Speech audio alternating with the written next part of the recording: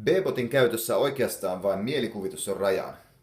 Halutessaan voi ostaa erilaisia alustoja ja mattoja mitä erilaisimmilla kuvioilla ja sisällöillä.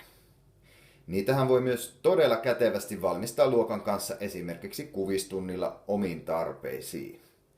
Alkuun hommissa pääsee ilman sen kummempia mattoja tai ratoja. Aloittaa voi vaikka ohjelmoimalla B-botin kulkemaan neliönmuotoisen kuvion. Ensin eteen ja sitten taaksepäin. Näin ohjausnapit tulevat tutuiksi.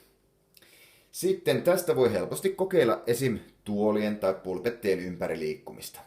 Yksi nuolihan oli 15 cm, joten tämähän toimii hyvin integrointitehtävänä matikan mittaustunnilla. Jos ei ole mahdollisuus käyttää mattoja, onnistuu nopean radan tekeminen vaikka maalarin teipillä luokan lattialle. Esimerkkinä ohjelmoin tässä B-botin kulkemaan pienen neliön. Käskyinä kerran eteenpäin ja käännös oikealle. Ja tämä toistetaan 4 kertaa. Näin botti on jälleen lähtöasennossa.